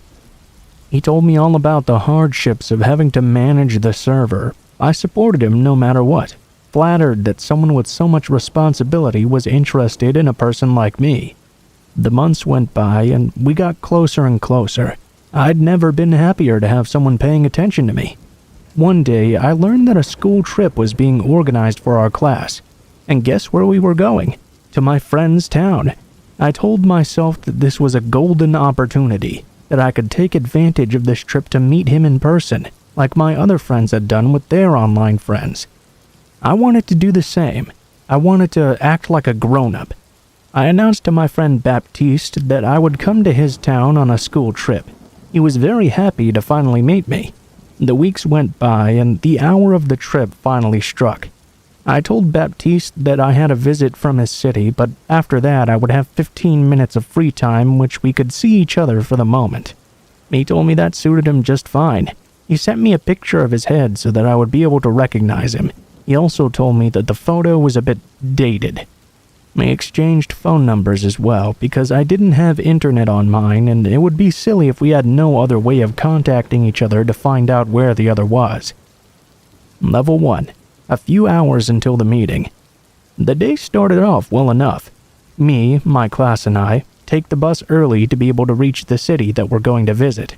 The day before, I informed my group of friends that I was going to meet someone from Discord IRL. How happy I was, all those sorts of things. After sharing their concerns with me, they finally told me to just go and enjoy myself. Baptiste also asked me on the way for a photo of me so that he could recognize me when I got there. I was not a big fan of the idea that a stranger had a photo of me. I don't even have any photos of myself because it's something that bothers me a lot. I politely declined his request, explaining that we were in March and it was very warm outside, so I was probably the only person in town wearing a scarf and coat. Our bus finally arrived and parked. We went to go to the meeting point to meet our guide, accompanied by our teachers. We quickly ran across a fun fair. I shared this detail with my beloved Baptiste. In short, we found our guide, and during the explanation of the course of the visit, I received a message. I believe that this moment is when I understood that things were maybe going to take another turn. I opened the message, and what I saw froze my blood. I saw a photo of myself taken from the back, the message saying roughly, "I found you." I can't remember everything verbatim because I changed my phone since then, but I assure you that it was something along those lines. In a reflex, I turned around and noticed that there was no one behind me. Absolutely nobody. I started to have tingles of fear, a rise of anxiety. I sent an answer. "Yeah, it's me, but we'll see each other after I visit." At that time, the only thing I could think of was, what the fuck did I just get myself into? We went to the first place to visit for our trip. A few seconds after we stopped, I got another message. Another photo of me from behind. Creepy, isn't it? I looked behind me and I still could not see anybody around. My anxiety skyrocketed. I started to shake. My body was screaming at me that I was in danger and begging me to get out of there. We went to the second location. On the way between the first and second place, I saw him on a bench eating an ice cream. As our group passed by him, I took out my phone and sent a message to try and defuse the situation. "Hey, I saw you sitting on the bench. Can you wait until we finish the rest of the trip, please?" How surprised I was to receive a message immediately. I think you know the rest. When I opened it, it was still a picture of me from my back. At that moment, my friends began to clearly notice that something was wrong. But I didn't actually tell them what it was. I didn't want to ruin the moment we'd have together after, Baptiste and me. Level 2. Can the day get any creepier, please? We then reached the fourth location of our trip. To my surprise, I did not receive a text there. It was actually a real relief. He finally understood that what he was doing was creepy. Let me laugh. Then we come to the fifth place. Still no interaction with him. The idea that maybe it was just a bad start because of weird social interaction comforted me. Maybe he just didn't know how to go about approaching me. Then I turned my head to see with my dismay that Baptiste was embedded in our group, standing just a few meters away from me. Yes, you didn't read that wrong. The guy became encrusted within this group of high school students. Oh, and a little detail that I intentionally left out. In the photo of him that I received, he looked like a 24-year-old. Now think back of taking a picture of a minor who was only 15 and stalking her for 2 hours. We had descended into the depths of creepiness. At the end of the visit to the fifth place, the guide had to leave urgently, but warned us that another guide would come along soon to take over, and we'd have to wait for her in the cathedral square. While waiting, Baptiste sat on a bench a few meters away from me, still enjoying his ice cream while our teachers left us unattended to go buy theirs. Our second guide finally arrived after a while, and we continued on with the tour. During the rest of the visit, this guy followed us everywhere, getting closer and closer to me every time. My friends at that time understood the problem and tried not to let me die of anguish. At this point, I saw that my history teacher was actually right nearby him, so I sent him another message to dissuade him from continuing to follow me. "My teacher is right next to you, you know. You better go, I can tell him." Finally, we reached the last part of the trip. It was a huge relaxation for me because finally I was alone. And by alone, I meant that our dear Baptiste was no longer following us. Finally, it was quiet. Finally, I could just enjoy the surroundings. I felt like I was no longer in danger. Level 3. Our visit was now over. The teachers left us to our free quarter of an hour. However, they forced us to go in groups of 4 and not talk to strangers. You know, the usual stuff. I also received a message from Baptiste at this time, telling me he had been caught by my teachers, who had threatened to settle it at the police station. Suddenly, he was waiting at home for me to finish. I decided to switch tactics to the ostrich policy. I didn't answer him at all. With my friends, we decided to revisit certain points that we'd found magnificent, without having the impression of dying of fear because of my instinct telling me to steer clear of Baptiste. One of my friends suggested going to a bookshop to look at something, so we all went together. The bookshop formed the corner of 2 streets, and we barely stayed there for 1 minute or so. Then we walked out. I cannot describe to you in words what I felt when I saw Baptiste standing on the corner of the street right across from me. I had this feeling of being paralyzed, having tachycardia, having difficulty breathing, and just not feeling in control. I was officially no longer in control of my body, caught in a state of tetany, of panic. I looked at Baptiste, who was much older than in the photo, since he must have been at least 27. I didn't ask him directly. It wasn't really my priority at this time. My friends, of course, were just as shocked as I was.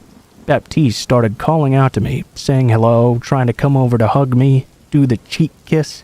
He then even did it with my girlfriends, and shook the hands of my boyfriends as well. It seemed like in that moment it was just the 2 of us, me and Baptiste. He approached me and took me under his arm, as if we were a love-love couple, and that we knew each other well. Once again, the physical contact irritated me. He started to take me to I don't know where. And that's when my buddy Jonathan approached me and grabbed me by the waist. Smart move from my friend to make him implicitly understand that I was already in a relationship and that he better not try to get someone else's girl. We're not actually in a relationship, but I'm thankful he tried to help me.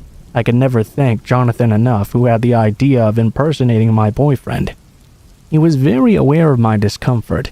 As soon as Baptiste saw this, he ceased his physical contact and removed his hand from my waist. Baptiste then suggested that we go to a bar, telling us that he would pay for everything. All we had to do was just enjoy. My friends tried to drill it into him that we were once again only 15 years old, so we would not be touching a single drop of alcohol. Not really knowing how to get out of this situation, we followed him to the bar with the pretext that if the teachers found us there, we were going to get screwed. He therefore suggested going on to the terrace, which we accepted for a lack of an alternative. There begins an extremely embarrassing situation which lasted a long 5 minutes. The 4 of us, my friends and I, were at one table, with Baptiste sitting at another table with his back to me. We talked like that back to back, him asking me tons of questions, and me answering them in automatic response mode. I also watched my friends a lot as they were giving me clues on what to do. Finally, Jonathan pretended that we had to return to the meeting point given by the teachers. We were getting ready to leave. Baptiste stayed seated and yelled that it was a great time. If he ever came down to my city, we would have to spend time together. I quickly gabbled a response and we got out pretty quickly. Back in my room, I started to cry a lot, shocked at what happened during the day. We went back to our town the next day, then enjoyed 2 weeks' worth of vacation. When the classes resumed, during our English class, the teacher arrived and simply told us this one sentence: "I owe you the truth." At that moment, my friends and I looked at each other in a we know sort of look. The teacher explained that during the entire visit we were followed by a guy, and during the change of the guide, they went a little further to see if Baptiste was going to approach anyone in specific. They wanted to find out who his target was. After a long moment, the teacher told us that they could not find the person in question, and that after, the history teacher had threatened him to leave us alone. After this event, I blocked him everywhere. I don't know really what his intentions were, if it was just some guy who didn't know how to approach girls, or if his intentions were more sinister. I also don't know what would have happened if Jonathan had not grabbed me back from his grip. If I'd been there all alone, I wouldn't have been able to flee. I've suffered heavy after effects from this trauma. The more time passed, the more I became paranoid when I was in the street alone. Would he be waiting for me on the corner, at the corner of every street? This paranoia became more and more omnipresent, to the point that today I've developed an intense sense of anthropophobia. I can no longer leave my house alone without having panic attacks. The presence of unknown people around me causes me respiratory problems, walking trouble, epinephrine shoots in every muscle of my body to escape, dizziness. I think I'm going to a shrink to settle this problem, because I hate having to live as a recluse, barricaded in my room 24 hours a day.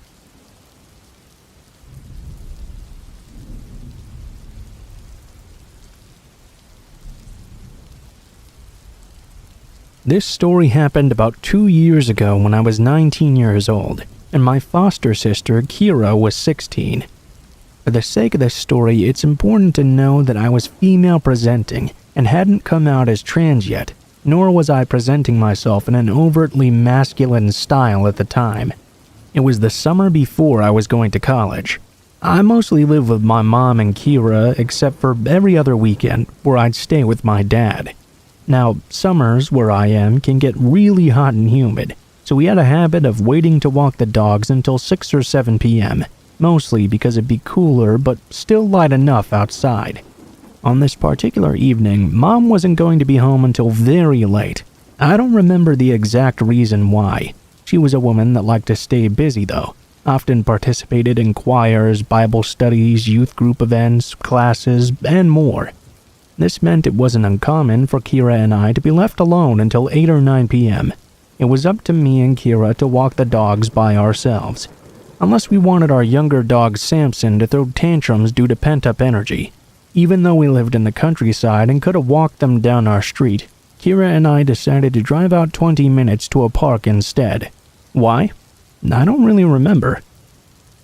It could have really been anything, from being bored walking our own roads all the time to not wanting to deal with blind curves and hills. Whatever the reason, at around 7:30 p.m., Kira and I harnessed our 2 dogs, packed them up in the car, and drove out to the park. Let me explain the layout of the park so that it's easier to understand while we got nervous halfway through our walk. This park was not particularly big, but it was very popular because of its loop. The entire park was surrounded by a mile-long looping road with attractions like playgrounds, ponds, a small country hall, all spaced about in the inner side of the loop. The outer side was just a bunch of grass, trees, and one shabby playground at its end. Thus, it was common and expected to pass people walking the loop at least 2 times if you were walking in opposite directions, but not if you were walking in the same direction, obviously. Any cars on this road could only drive in one direction because it was a one-way road. At first, everything about the walk was normal. I parked the car safely, we clipped our dogs to leashes, and started on the loop. Every so often, we'd stop so I could take pictures with our good boys, particularly of Kira trying to wrangle Samson. He was always pulling like his life depended on it, and weaving around because he wanted to smell everything. It was while I was taking one of these pictures that our first encounter happened. A man who looked to be in his 40s or so walked past us, walking the same direction we were, up towards the playground on the outer side of the loop. He passed a friendly smile at Kira, nodded, and said, "Hello, cute dogs," or something like that, and kept right on walking. I honestly didn't think anything of it. We were at a park at a time of day where it was common to walk around due to the cooler temperature, and people where I am are generally friendly anyway. Smiling and saying hi is fairly normal no matter who says it. We smiled back, said our own hi's or thanks depending on what he said, and that would be it, or so we thought. The man passed us by again only a short 10 minutes later, directly across from where we'd seen him previously. Just like he did before, he smiled and waved and said hi. This time, Kira and I looked at each other once as he was ahead of us, and shared a, "Well, that was weird," expression. Just another 10 minutes later on the dot, he walked past us walking towards the playground and subsequently broke off from the loop. He'd been walking in the same direction as us as well. This time, though, he cut in front of us. He did it in a way where we had to stop to avoid running into him. Hell, he nearly touched Kira with how close he was walking. It was already so weird in and of itself. The other weird part was him cutting past us in the opposite direction. The only way he could have done that was if he'd cut across the inside of the loop, since it would have been close to impossible to pass us at our current point from the other direction if he'd decided to walk the opposite way of the loop than us. It started coming off almost like he was intentionally walking by us over and over again. But just like before, Kira and I brushed this weirdness off. Maybe this guy was just enjoying a random stroll and doing his own weird thing for all we knew. Besides, we had 2 reasonably sized dogs with us. Who'd mess with people like that? Not even 5 minutes later, though, the same man passed us by again, once again cutting so close past us that he nearly brushed shoulders. Again he smiled and waved before walking off. This was officially the moment I decided we needed to leave. Sure, it was normal to pass a person at least 2 times if you're going in opposite directions, but doing so takes a while. You have to at least get to the parallel spot on the loop from where your paths first intersected to see each other again. I wasn't really a fan of how he was cutting across us. The first time he passed us like a normal person. Every time after, he'd just been walking up around us, behind us, weird directional paths. So yeah, I told Kira to hustle so we could get to our car and get out instead of doing a second loop around. That's exactly what we did. When we were almost to our car, we noticed a car creeping along behind us. We pulled to the side and stopped to let it pass, but for a second it stopped too. We figured this person must be getting ready to park, so we started walking again. The car started creeping along slowly behind us just as soon as we did. We stopped once more, and the car stopped with us. We hadn't seen that middle-aged guy for a while since the 3rd cutoff, so we figured we might have overthought the whole thing. Here we were, though, with this tinted windowed car acting extremely suspicious. Was it the same guy returned with his car? A different creep? We couldn't tell. Before anything could happen, though, another car idled up to the one next to us. Whoever it was sped up to the expected 5 miles per hour. We got to our car pretty fast after that and practically picked up the dogs to get them inside of it. We got in and got out of there. My mistake, however, was neglecting my rear-view mirror and the well-advised rule to not just drive straight home if you're worried a stranger has taken too much interest in you. I was anxious, dumb, and primarily concerned with getting home where we could be safe. Because home is always safe, right? Nothing bad is supposed to happen to you there. My naive sense of false security. I think we got home around 8-something. The sun had finally disappeared behind the horizon, but it wasn't fully dark yet, just that dusty purple color the sky gets before it finally accepts its nighttime.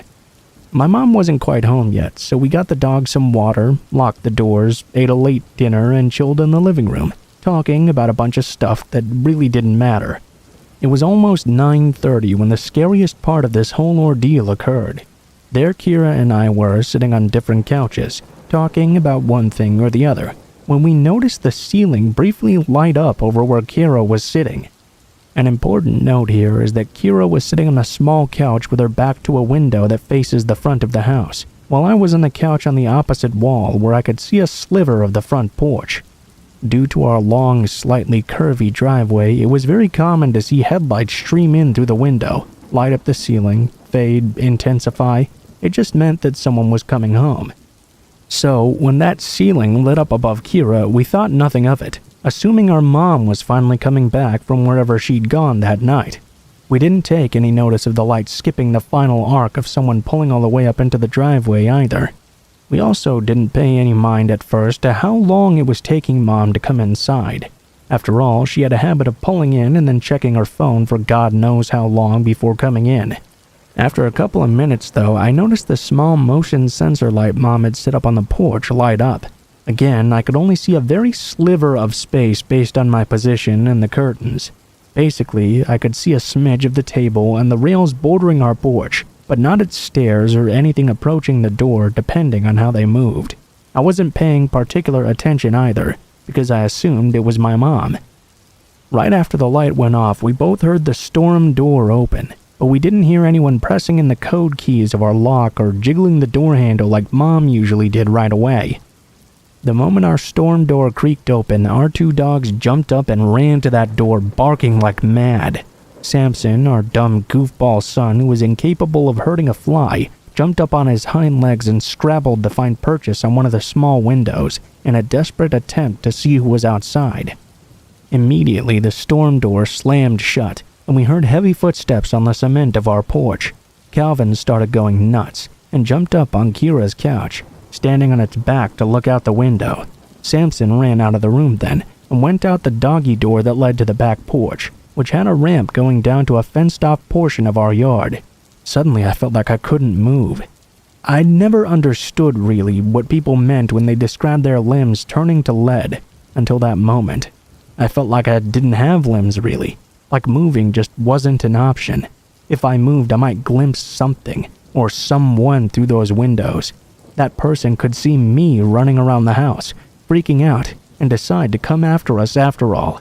So I sat there, my mind steadily going blank as my heart sped up and my limbs refused to move. In the game of fight, flight, or freeze, I found out I'm the freezer. Kira, on the other hand, is a fighter. She spun around and looked out the window. Unfortunately, we couldn't see anything because it was too dark. Naturally, she got up, grabbed a stray dog toy which just so happened to be a tug-of-war rope with a ball on one end, and opened the door. I told her very calmly to shut it and stay inside, but she ignored me and stepped out onto the porch. She came back inside after a moment of not seeing anything, but to my utter disbelief, she disappeared into the kitchen, grabbed a knife, and went outside again. This time, she was gone for a handful of seconds before running back inside and slamming the door shut. Breathless, she tells me she went out a bit into the yard and saw the outline of a man by the rundown dog kennel we don't use anymore. She saw him and froze when he moved.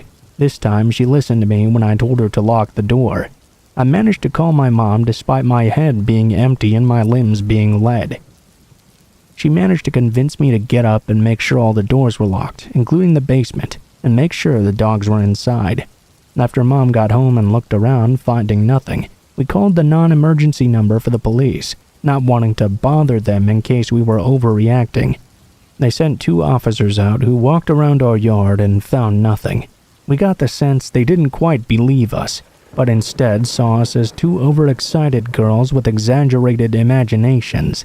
Still, they humored us and told us that after we told them about the park, that if we thought anyone might be following us or if someone was acting a little too creepy, to not drive straight home next time. Then they just left. To this day, I'm pretty sure the only people who believe someone with malicious intent came into our home in hopes of finding 2 teenage girls are Kira and me, though. Whether or not it was the same guy from the park, we can't be sure. But it's too coincidental, isn't it? That day, we had multiple encounters with this guy, who went out of his way to get close to us. Then a car inched along behind us, and all of a sudden we have an almost home intruder encounter. There were way too many details adding up for us to have overly excited imaginations. We both saw those headlights, the storm door open and staying open until Samson jumped to look out the door's window. We heard those footsteps, and Kira saw someone. I don't know what would have happened if Calvin didn't have a scary manic bark or if Samson wasn't tall enough to look out the high windows on the door. I don't know much of anything. What I do know is this, though. If you're out and about minding your own business, and a stranger is taking too much notice of you, following you, and frequently running into you, just trust your gut. Don't drive or walk straight home. Meander, get to a public place, and take your time. Pay attention to your surroundings, because you never know who could be watching you.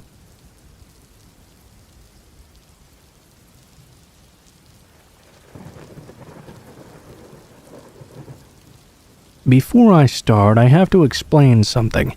I lived 2 years ago in a house that had a terrace and a small parking lot right below this terrace. My room was upstairs, and there was a door to the stairs that could be locked.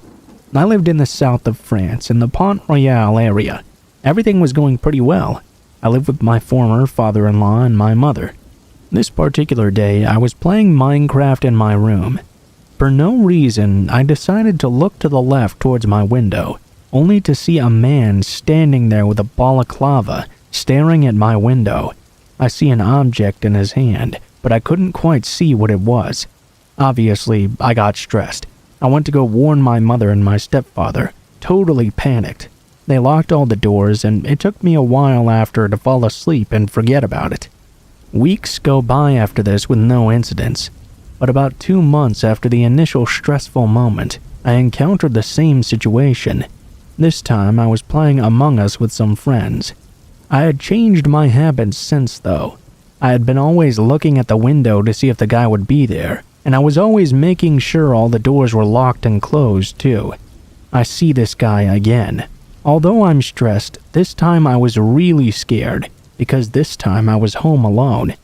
I left the room for 10 seconds to check something, and suddenly, I couldn't see him anywhere anymore.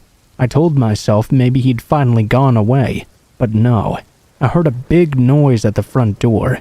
I deduced quickly that he was trying to force it open. I was totally stressed out. I grabbed my phone, my keys, and my laptop in a bag. I thought about how to best escape the situation. I opened the window and went down on my terrace. I dropped down to the parking lot. I heard at this moment another noise coming from my house, then a third one. I saw the same guy come out, and I saw the object he was holding was a knife. I started to run until I reached the house of a friend, totally exhausted by my sprint. Fortunately, he opened up to me immediately. I told him with some difficulty what happened to me. In the meantime, I called my mother and the security of the domain. Shortly after, I saw the same car make several turns and pass by 4 times in front of my friend's house. By the second passage of the car, I recognized the man who was there a few moments earlier in the passenger seat, and I saw not only one person, but 4. 2 years after having lived through this experience, I obviously moved to a bigger city, but moreover to an apartment in a quiet district, and I often